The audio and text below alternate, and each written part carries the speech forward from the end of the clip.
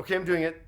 What was going on with Beyonce during Fantasia's Grammy performance? 16.9 million people who watched Fantasia's proud tribute to late Tina Turner live. Now, I've been hesitant to do this because I think it's going to get blocked, absolutely. If you're watching this, enjoy it. Now, there's a lot to be discussed here, but I want to start with some really important context to, frame of mind to approach this with. And this is not me being negative towards Fantasia. This is not trying to bring her down. But the Recording Academy asked Beyonce first to do the Tina Turner performance. One of the Grammys' executive producers, Raj Kapoor, told Rolling Stone on a Thursday before the Grammys that, talks have been ongoing with Beyonce. We've definitely had conversations, and we know how much Tina and Beyonce loved each other. So Beyonce was asked first, and she said no. She probably said, I've already done it for Tina. She did Proud Mary at the Kennedy Center Honors in front of Tina. It was amazing. That was seen as one of Beyonce's breakthrough moments as a solo artist. Played a lot of plays down in Memphis. Pumped a lot of tank down in New Orleans. And she performed Proud Mary on Grammys with Tina. And then even wrote that whole intro for Tina herself. There is one legend who has the essence of all of these things. The glamour, the soul, the passion, the strength, the talent. She performed River Deep Mountain High every single night of her Renaissance tour after Tina passed away. So Beyonce doing a tribute performance to Tina on the Grammys only is beneficial to the Grammys. And Beyonce seems to be done letting the Grammys reap the benefits of her. When I did turn on the Fantasia performance, as soon as I heard, and it's those big wheels of time, that melody of Proud Mary, I knew exactly what was going to happen, and that's exactly what did happen. Now, I'm going to start with the live TV production side of this, because I know that like the back of my hand. I've worked in live TV for over 10 years, both in front and behind the camera, and that's the aspect of this whole thing that is undisputable. This is what happens live TV, this is how you plan it out. And actually, you don't have to know the backstory of Beyonce and Recording Academy. Fantasia starts her performance on the main stage. Then about halfway through, she moves from the main stage to the center platform in the middle of the arena. Now, I think we all know that is pre-planned, but just in case you don't, there's Fantasia rehearsing on the same stage, and then you get a glimpse of her on the platform in Oprah's behind-the-scenes post. Now, this was the one moment I was leaving up to the possibility of happenstance. I need to find a pretty lady. I thought maybe Fantasia just kind of went off script and just improvised saying that line. Maybe. I want to see some ladies in the audience. So that eliminates any possibility of coincidence here. So from here on out, this is all planned. That doesn't mind moving her hips. And as soon as I came out of Fantasia's mouth, I thought, Beyonce. And you know what? I skipped to the first moment, 4 seconds later, the first moment that we see Beyonce in the crowd. Oh, she knows what's about to happen too. Her head is already kind of turned away. She knows the con is on. So in rehearsals, the director would walk through and decide, okay, this is the best path for you to get to that center stage. So kind of through this set of tables right here. And then the conversation happens with the camera crew. Okay, camera A, you're gonna have her at the bottom of the stairs. Keep with her. She comes down the stairs, you'll turn with her. As soon as I saw camera B, at the top of that aisle, so to speak, I thought, oh, that's where Fantasia's going down. She's headed down that way. Now, if you think she was going farther than that, look past camera B, I'm just calling. Look past that cameraman. There's no cameraman farther. So this is her point of turning. Now, that also means that the pretty lady that Fantasia's going to dance with has to be between point A and point B. So there's only so many seats in that area. So the Grammys plan the seats, people. Grammys want to set Fantasia up for success, right? They don't want a circumstance where she says that and then no one dances with her. Think of all the people that are there. Who would be the most likely to, dance with Fantasia on a dime? Just okay, I'll dance. The two people I thought of were Dua Lipa and Miley Cyrus. And what do you know? Dua Lipa's right there. And Dua is the dream to work with. Why wasn't Miley Cyrus? But then I remembered the executive producer said that Miley's attendance was still kind of up in the air as of Friday. And she went, I think I'll do the show. And I looked at her as if to say, is she winding me up? Is she kidding? And I was like, oh my God, it's Friday. So Dua's up first, dances. Then Fantasia looks exactly in the direction of Beyonce and says, One more! If you look at that frame, there's no one else famous in that frame. There's Blue Ivy. Oprah's a little bit off the side, but she's not in a position to dance. Only famous lady in that path is Beyonce. So they come in during Stevie Wonder's performance, which is literally, maybe 6 minutes before Fantasia's performance starts. And their late arrival kind of explains that whole look, they're there. Okay, they're there. One more! Now camera B moves down the aisle behind Fantasia. We never go to camera B. We're still in camera A, let's call it. Because, we can see it from how far back we are. So no doubt the other cameraman's seeing it, and the director's seeing it in his different monitors. We're seeing the body language of Beyonce. Beyonce is turned away, head down, not even clapping on beat. So they know, it's not happening. She's not taking the bait. So they go to the safety shot, they go to the wide shot. I find it fascinating that this video on YouTube that has 2.3 million views is saying it was a production fail to go to the wide shot. and not stick with the shot they were on, that was not a fail. That was like covering their butts that it didn't work. Beyonce did not take the bait, and it was a really awkward shot. So they just cut away from it. Because, yeah, they wait until the musical cue of Fantasia is going to move forward. So that's when they come back to that shot right behind her. So, yeah, Fantasia moves on and continues the performance, and that's that. So you can't deny that was the planned path. They knew who's going to be in that path. Like, they could have moved people out of there, could have moved people in there, but they knew Dua and Beyonce were going to be in that path. I don't know if you noticed, but Beyonce is suddenly way more engaged in the performance, is even dancing a little bit, and is back on rhythm, clapping. Oh, I think Beyonce knows she's out of the woods. So yeah, there's still the question of why didn't Beyonce dance with Fantasia? So, next day, Fantasia has a reflective post where she thanks Oprah, the dancers, the musical directors, and the Recording Academy, and God. But also Monday, there's some social media chatter that Beyonce shunned Fantasia and she didn't play along. Fantasia writes another Instagram post, which is really all about Beyonce, where she claims she's the one that shunned Beyonce. Huh? I was so in my zone, I didn't recognize Beyonce was standing there. Where do I start with this? Let's start with the rehearsals. Fantasia would have been rehearsing, and all those face cards were there. Jay-Z's card is right there. Of course, she knows that Beyonce could possibly be there. And when she looks up and goes, "One more!" She's looking right at Beyonce.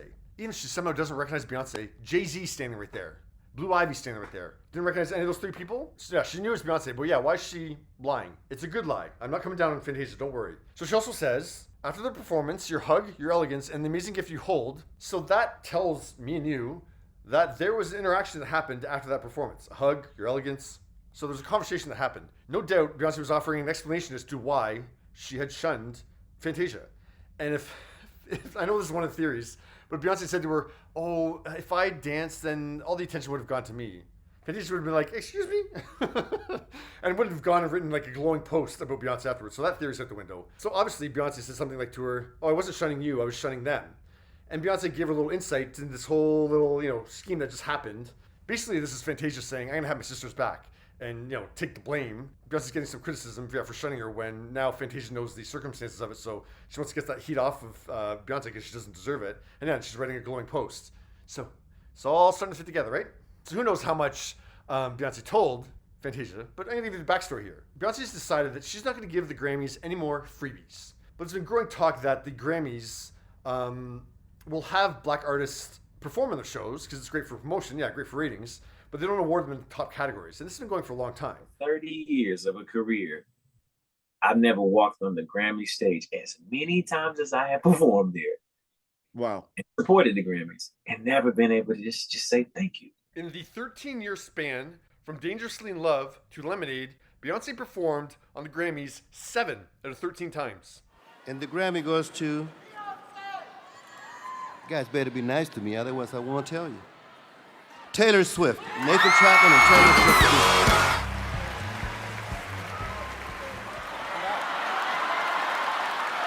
The Lemonade album was just so monumental, Beyonce. It was so monumental. So she decided that I'm not going to give him any more freebies. I'm not, I'm still going to go. I'm still going to be respectful. You got to keep showing up. Just keep showing up. Harry Styles!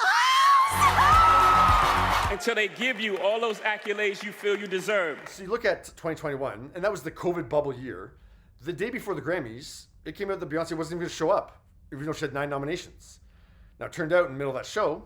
Savage, Megan Thee Stallion, featuring Beyonce. I mean, Megan got a first surprise that they said her name as the winner, and she got a second surprise, which is Beyonce's here. Now, in 2022, Beyonce had no problem singing another award show and actually opening that award show, being the first thing on screen at that award show, the Oscars. It feels so good to be alive. Don't tell me that wasn't a little poke at the Grammys, too. Now, last year, I got a lot of hate for this.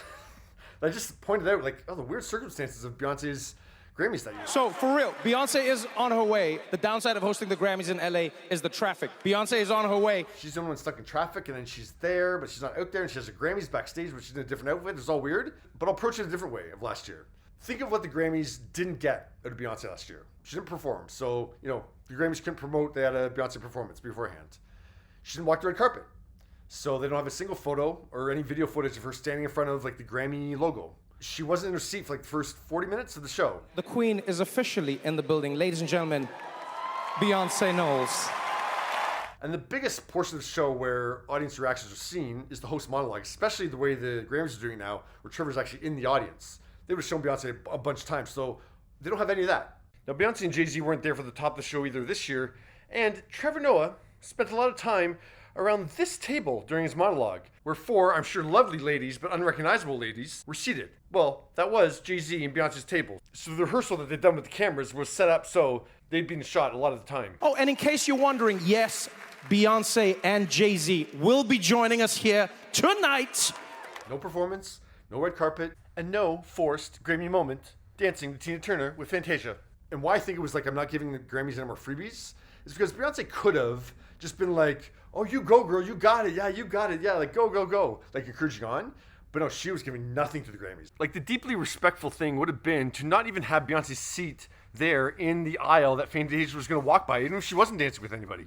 They had Beyonce's seat be right there, and it created a scenario where it almost forced Beyonce's hand. It's a Tina tribute. Dua already danced. If Beyonce doesn't dance, she'll be seen as a poor sport or shunning Fantasia. You really thought you had her. But Queen Bee stood her ground and didn't even give you rhythm. You could take it as far back as the only reason that they did the move from the main stage to that center platform was to go by Beyonce. Because that was the only performance of the night that did that change from one stage to the other, because it's a nightmare for the crew. Because of the ways the sets are, it's a real logistical nightmare, that television show. It's so hard to get your head around how you're going to build a scissor set, and then 10 minutes later Miley Cyrus is singing on the full stage and all of that. Because you think about it, like they're on the main stage, then they're on that center platform, so they can't be changing over that main stage to the performance over, and yeah, they have to keep that center platform available too. And you can't really change that much stuff on the other side too, because yeah, it's on camera. We are striking Dua Lipa's set. Last year we were striking Bad Bunny's set, and they are building Tracy Chapman's set. Scissors, like part of her set was then going to be built on that stage. So the whole thing is this house of cards. So yeah, you need a really, really good reason to move a performance from the main stage to the center platform. I mean, Fantasia's performance was amazing top to bottom, but I think we could all admit that she could have done the rest of that performance up on the main stage. I don't really see any reason that she had to be on that center platform. And if you think like that's too far-fetched, well, in terms of the placement in the show, there's a Tina Turner tribute, and then they went to commercial. And we're back, everybody. We're back at the Grammys. And presented Jay-Z with an award. Our best shot at having Beyonce in place would be to do the Jay-Z award right afterwards. I don't want to embarrass this young lady, but she has more Grammys than everyone and never won Album of the Year. So yeah, this is like a little game that Beyonce and the Grammys are playing, and they're both playing it like with plausible deniability. Like every time Beyonce shows up late, it was traffic. So yeah, you could toss this off as the Grammys trying to create, a fun moment with Beyonce, but come on, this was like really conniving. What do you think?